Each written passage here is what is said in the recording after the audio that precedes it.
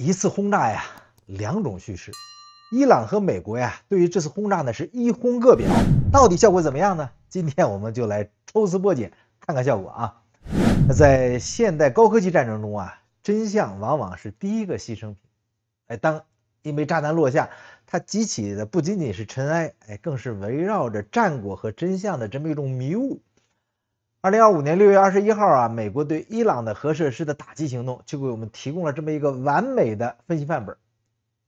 这次事件啊，看似一个简单的疑问开始，几张前后矛盾的这个卫星动图啊，就揭示了怎样的惊天秘密呢？我们曾经对这个卫星图片的拍摄时间呢产生疑惑。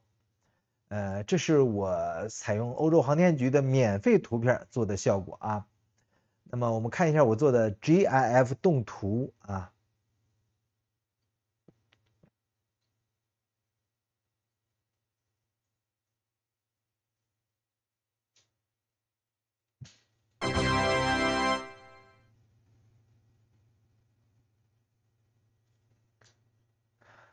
这是我把日期放大了，叠加到原来图片上的情况啊。这个图片刚看到之后，我还是很疑惑的。仔细看看，6月15号没有轰炸，6月20号应该是还没有炸呀。6月30号啊，这个图呢之所以快一点呢，是为了让大家对比，你会发现6月20号就比6月25号在这个装置周边啊，被轰炸的地方周边有很多临时建筑，就图片上的这个变化，大家看到了吧？大家仔细看看。到6月30号之后啊，轰炸之后几天，大量的工程队已经进入现场了。我曾经对这个图片拍摄时间啊产生过疑惑啊，认为伊朗啊在这个部署的这个路边部署这些临时设施时间上是故意巧合了，那会不会是在轰炸之后才布置的呢？但是经过对卫星时间的标准，就 UTC 的这个严谨核对啊，我得出了一个不容置疑的结论，就是伊朗确实在美军发动代号为“午夜之锤”的这个打击之前，就已经开始了防御准备。这个确定的事实啊，把我们引向了一个更深层次的这么一个谜题。既然是最高机密的斩首行动，伊朗究竟是如何提前预知的呢？是一场精心策划的、可控冲动的，还是一次被高估的毁灭性打击啊？所以在分析这3张关键的这个卫星影像的时候啊，我首先遇到了一个核心的看似矛盾的时间难题。就前面说的直觉上的，我觉得伊朗在轰炸前夕才在目标外围做起防御的设施，感觉不合逻辑啊，是吧？他咋能知道这个要发生呢？所以我一度推测呢，图片的日期它的标准或者是不是当地时间，很有可能是颠倒了事件的先后顺序，以解释这种反常行为。但是经过我认真的搜索比对严谨的核查，我们确认所有的这种科研级卫星的影像都采用了统一的、精确的协调视觉时 UTC 作为时间标准。所以呢，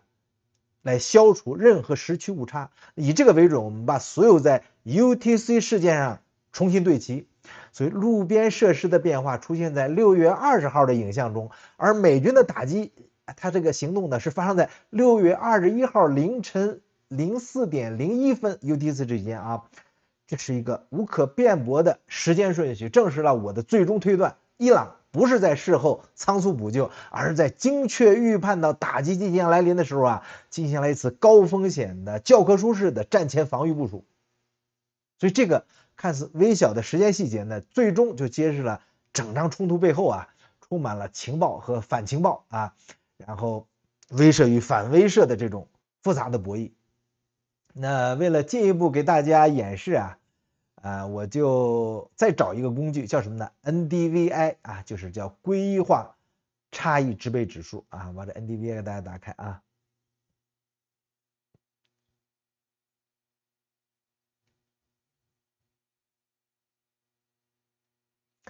这是我叠加在谷歌地球上的 NDVI 图片NDVI 它叫归一化差异制备指数这是一个关键的遥感工具。那么 NDVI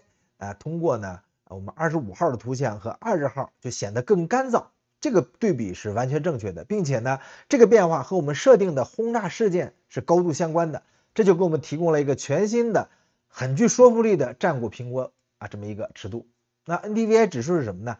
它是地球的健康监测仪。首先我们要简单理解呢，什么是 NDVI 啊 ？NDVI 啊是一个词组的缩写啊，很长啊，就是 Normalized Difference Vegetation Index。那 NDVI 指数呢是衡量地表植被生长情况和健康啊这么程度的一个重要指标。健康的植被，比如叶绿素含量高，它会强烈的反射近红外光，而且吸收大部分红光。NDVI 啊就是通过计算这两者之间的比值来量化植被的活力。高的 NDVI 值呢，代表着植被茂盛健康啊。在这个假设图上呢，通常用绿色或者红色这些鲜艳的颜色表示，而低的 NDVI 值呢，代表着裸露的土地岩石或者受损枯萎的植被。在我们展示的这个 index 指示图里边啊，颜色越浅越黄的，越靠近-1的啊，就表明这个植被更干燥。反之就是植被更好。那么大家看到了啊，25号的图像，大片土地更干燥，黄色面积变大了，和我们标示这几个轰炸位置是完全一样的。在 NDVI 的语境下呀，就意味着这片区域的这个植被它的活力指数 NDVI 值呢，在短时间内出现了显著的大范围的下降。那为什么轰炸会导致 NDVI 值骤降呢？一次啊或者多次重型的这个钻地弹的轰炸呀，会通过以下几种方式呢，对地表的植被造成毁灭性打击，从而导致 NDVI 值啊急剧下降。比如说瞬时的高温和冲击波啊，这是最直接的原因啊。爆炸呢会瞬间啊释放出巨大的这种热量和冲击波，这种极高温啊会直接烤焦、碳化爆炸中心的所有植被啊，即使是耐旱的这个沙漠植物，导致它的叶绿素呢瞬间丧失。NDVI 值呢就骤降至接近裸土的这个水平。第二个就是广泛的尘土覆盖啊，就 dust coverage 啊，这是造成大片土地变化的核心原因。钻地弹啊在穿透和引爆的时候呢，会将巨量的岩石和土壤的粉尘啊抛到空中。那这些粉尘在随后啊就会沉降到更广泛的区域，就像一层毯子一样，是吧？覆盖在了幸存的植被的表面。这层尘埃也会降低 NDVI 的值。所以呢，这个 NDVI 指数啊，它就这个图像这个显著变化吧，就给午夜之锤的这个行动啊，它的巨大威慑力提供了强有力的间接证据。它不仅仅再次确认了在6月20号到25号之间确实发生了剧烈事件，而且从生态环境的角度啊，揭示了这次攻击造成了瞬时大范围的冲击。这是一个比单纯观察啊几个弹坑更宏观、更具说服力的战果评估维度。它告诉我们的这次打击的影响范围啊，远远超过了几个弹坑本身。那这就是我们标出的轰炸的具体位置，是通过什么呢？通过6月15号、20号、25号轰炸前啊，轰炸前一天和轰炸后5天，它的地形地貌对比标出的位置啊，不是美军提供给我的，是我猜测的啊。大家看看是不是比较符合这个图像上的这个直观的依据，是吧？所以通过我们分析啊，通过我自己的分析吧，我可以说服我自己啊，就是伊朗绝对知道美国的下一步行动，不然呢就无法解释，就这些不可能是为我而造假的卫星图片，对吧？而你如果这样造假，你意义何在呢？所以一场需要动用 B-2隐形轰炸机啊进行洲际飞行打击，它的准备工作是庞大而且复杂的，几乎不可能在这种情报无孔不入的今天啊做到完全的秘密。伊朗的预知啊可能来源于多个层面，比如说从美军和他盟友的这个战略调动中呢嗅出战争气息的这种战略预警，或者通过卫星信号和人力情报捕捉到具体准备行动的这个战术侦察。当然了，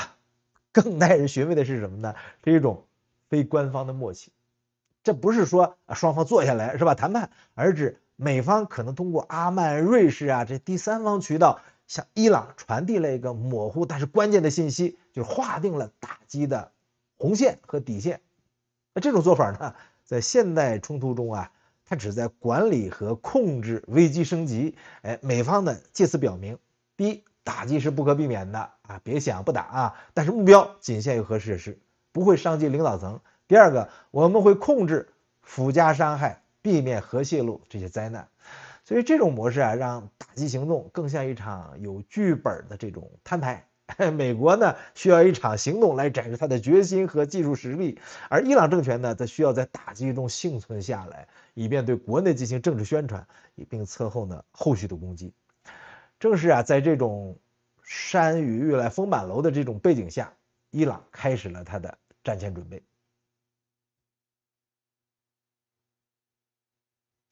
那五月治水行动啊，是在6月21号凌晨发动的。美国参谋长联席会议主席证实啊，仅仅对福尔多一处呢，就动用了12枚重达13吨的巨型钻地弹 MOP。那么这些就给摧毁地下工事，这是为了这个目的啊，研发了15年的武器，并且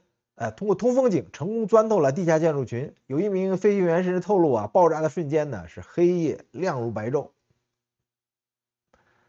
从我们最新的卫星图像显示啊，伊朗在袭击发生之后呢，迅速展开了大规模的攻城行动。所以6月27号的图像啊，就是我们采用的媒体的这个卫星图片。我用的呢是6月15号、6月20号、6月25号、6月30号的。6月27号呢是大的媒体他们购买的商用照片，就跟我们做的。我把这个图片呢叠加到了谷歌地球上，给大家做成一个3D 的图像。所以看到啊，现场是有强化的施工和挖掘活动的，出现了新的这个出入通道和土防工程。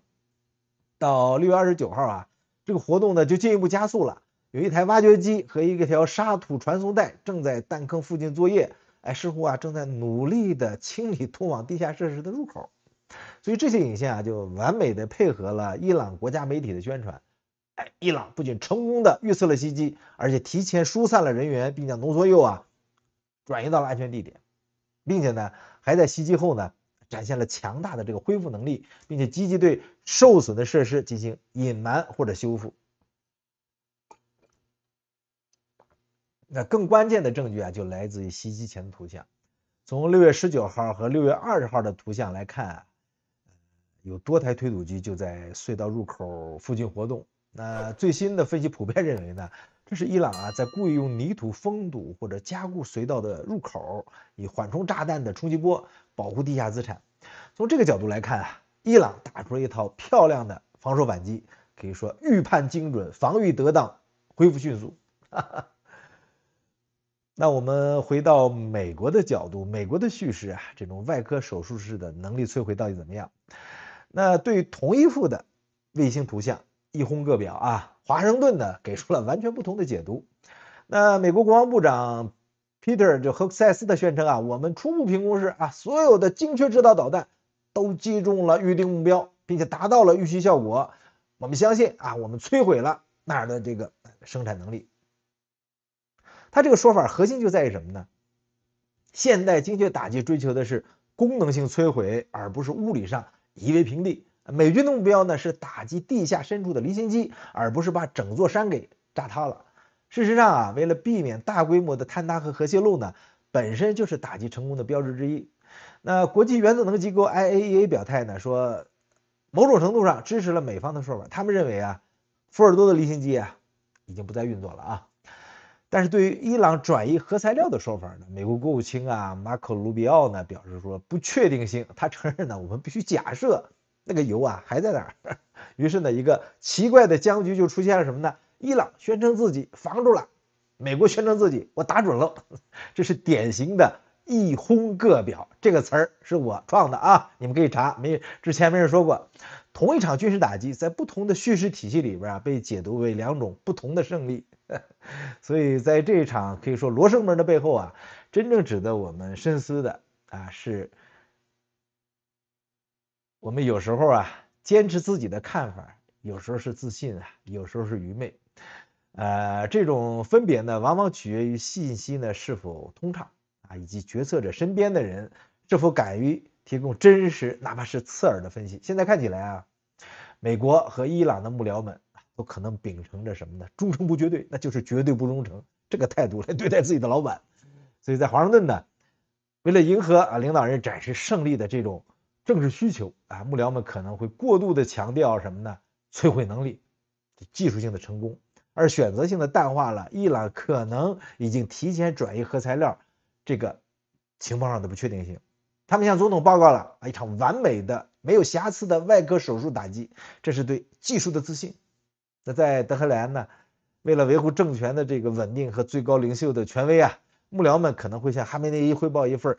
人民在您的英明领导下成功的抵御了美帝国主义的侵略这么一个伟大胜利。他们会突出防御的措施有效，是吧？强调恢复工作迅速，而且对核心设施被精确瘫痪的真实损失避重就轻。这是一场对体制的自信。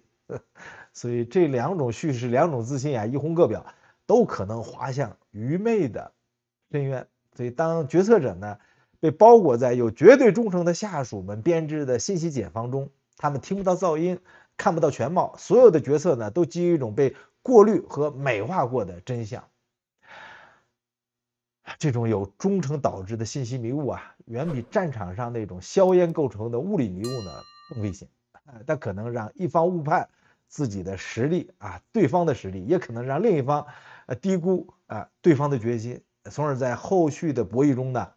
做出灾难性的决策。